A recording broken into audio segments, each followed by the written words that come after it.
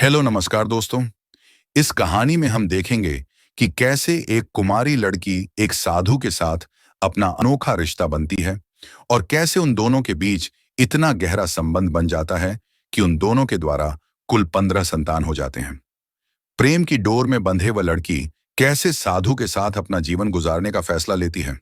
दोस्तों, कहानी में आगे बहुत ही ज्यादा मजा आने वाला है, इसीलिए इस कहानी को अंत तक जरूर देखिएगा। तो चलिए दोस्तों, बिना समय बर्बाद किया आज की इस कहानी को शुरू करते हैं। सुदूर पहाड़ों के बीच एक विशाल घना जंगल था, जिसे लोग मंत्र वन कहते थे। वहां की भूमि इतनी पवित्र थी कि साधु संत वहां आकर तपस्या करते और मोक्ष प्राप्त कर लेते। उसी जंगल के मध्य में एक गुफा में एक महान सिद्ध साधु महायोगी शिवानंद तपस्या में लीन रहते थे। वे अत्यंत तेजस्वी और शांत स्वभाव के थे। वर्षों से वे संसार के मोह से दूर केवल ध्यान और साधना में लगे थे। दूसरी ओर उसी जंगल के पास स्थित मधुपुरी नामक गांव में एक सुंदर, निश्चल और हृदय से कोमल कन्या वसुधा अपने परिवार के साथ रहती थी। वसुधा का मन प्रकृति में बहुत लगता था। उसे फूलों से प्रेम था, नदियों की कल कल ध्वनि सुनना पसंद था और जंगल की हरियाली उसे अपनी ओर खींचती थी। एक दिन वसुधा जंगल में फूल इकट्ठा करने गई। वह पेड़ों के झुरमुटों के बीच भटक गई और गहराई में चली गई, जहां पहले कोई नहीं जाता था। सूरज ढलने लगा और चारों ओर अंधेरा फैलने लगा। तभी उसे एक रहस्यमयी प्रकाश दिखा और उसने देखा कि एक गुफा के बाहर एक तेजस्वी साधु ध्यान में बैठे हैं। डर और जिज्ञासा से भरी वसुधा धीरे धीरे उनके पास गई। उसकी पायल की रुंझुन से साधु की समाधि टूटी। उन्होंने आंखें खोलीं और जैसे ही वसुधा को देखा, एक क्षण के लिए ठिठक गए। उनकी आंखों में दिव्यता थी और वसुधा की आंखों में मासूमियत। बेटी, तुम यहां इस अंधेरे में क्या कर रही हो? साधु ने कोमल स्वर में पूछा। वसुधा ने कांपते हुए कहा, महात्मन, मैं जंगल में भटक गई हूं। कृपया मुझे गांव तक पहुंचने का मार्ग दिखाएं। साधु ने अपने योग बल से दिशा का ज्ञान प्राप्त किया और वसुधा को सही रास्ता बता दिया। लेकिन उस पल में वसुधा के हृदय में एक अनजानी अनुभूति जाग गई। वह साधु के तेजस्वी स्वरूप और उनके ज्ञान से प्रभावित हो गई। उस रात वसुधा सो न सकी। बार बार उसकी आंखों के सामने वही साधु का मुखमंडल आ जाता। अगले दिन से वह बहाने से जंगल जाने लगी और दूर से साधु को देखने लगी। कभी कभी वह उनकी गुफा के पास फूल रखकर चली आती। महायोगी शिवानंद ने भी इस बात को महसूस किया। वे समझ गए कि वसुधा एक विशेष आत्मा है, लेकिन वे अपने नियमों और व्रतों से बंधे थे। धीरे धीरे दोनों के बीच एक अनकहा बंधन बनता गया। साधु वसुधा को जीवन का ज्ञान देने लगे और वसुधा उनकी वाणी को आत्मसात करने लगी। जब गांव वालों को यह पता चला कि वसुधा एक साधु के पास जाती है, तो वे भड़क उठे। उसके माता पिता ने उसे डांटा और जंगल जाने से मना कर दिया। लेकिन प्रेम कहाँ किसी बंधन में बनता है। वसुधा ने निश्चय कर लिया कि वह इस सच्चे प्रेम से पीछे नहीं हटेगी। वह एक दिन चुपचाप घर छोड़कर जंगल चली गई और साधु की गुफा में आकर खड़ी हो गई। गुरुदेव, मैं अब संसार में नहीं लौट सकती। मुझे आपका सान्निध्य चाहिए। साधु के मन में द्वंद्व था।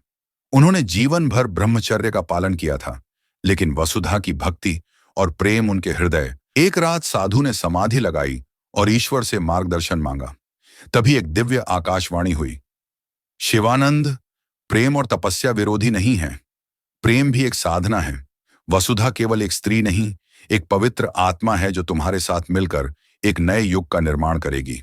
यह सुनकर साधु ने अपने संन्यास का त्याग कर दिया और वसुधा का हाथ थाम लिया। दोनों ने मिलकर जंगल में एक नया आश्रम बनाया, जहां प्रेम, भक्ति और तपस्या एक साथ विकसित हुए। समय बीता और वसुधा ने एक दिव्य संतान को जन्म दिया। वह कोई साधारण बालक नहीं था। उसका नाम अनंतानंद रखा गया, जो आगे चलकर एक महान अर्षि बना। जब गांव वालों को यह ज्ञात हुआ, तो वे भी इस दैवीय प्रेम को स्वीकार करने लगे। साधु और वसुधा की प्रेम कथा अमर हो गई और उनके आश्रम को प्रेम वन के नाम से पहचाना जाने लगा। समाप्त यह कथा हमें सिखाती है कि सच्चा प्रेम केवल शरीर का नहीं, आत्मा का बंधन होता है। प्रेम और आध्यात्म कोई अलग चीज नहीं, बल्कि एक ही सत्य के दो रूप हैं। महायोगी शिवानंद और वसुधा का आश्रम धीरे धीरे पूरे जंगल में फैलने लगा। लोग दूर दूर से वहां आने लगे, क्योंकि यह स्थान अब केवल साधना और तपस्या का केंद्र नहीं था, बल्कि प्रेम, करुणा और ज्ञान का एक नया तीर्थ बन गया था। समय बीतता गया और वसुधा ने एक एक करके 15 संतानों को जन्म दिया। ये संतानें कोई साधारण बच्चे नहीं थीं। वे प्रकृति से जुड़े, दिव्य शक्तियों से संपन्न और अद्वितीय ज्ञान के धनी थे। प्रत्येक संतान का जन्म होते ही प्रकृति में कुछ न कुछ विशेष परिवर्तन होता।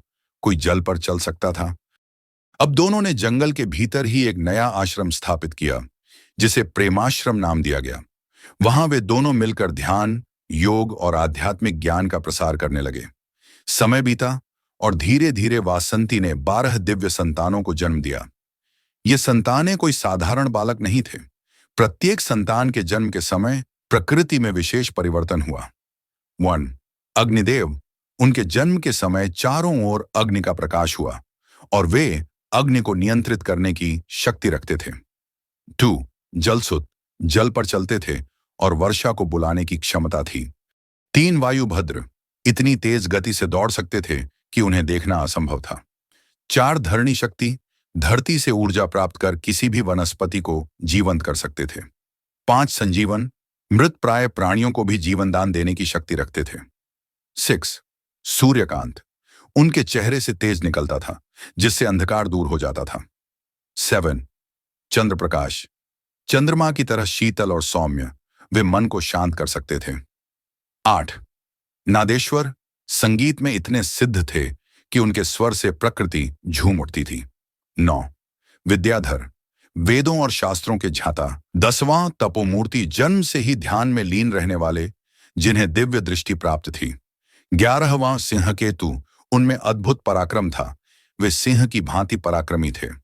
अद्वैतानंद और वासंती की संतानें पूरे भारतवर्ष में प्रेम, तपस्या और सेवा का संदेश फैलाने लगी। धीरे धीरे प्रेमाश्रम एक महान नगर में परिवर्तित हो गया। जो राजा पहले प्रेमाश्रम को नष्ट करना चाहते थे, वे जब वहां आए तो वे स्वयं इसके शिष्य बन गए। इस तरह यह स्थान केवल एक आश्रम नहीं, बल्कि प्रेम, सेवा और तपस्या का केंद्र बन गया।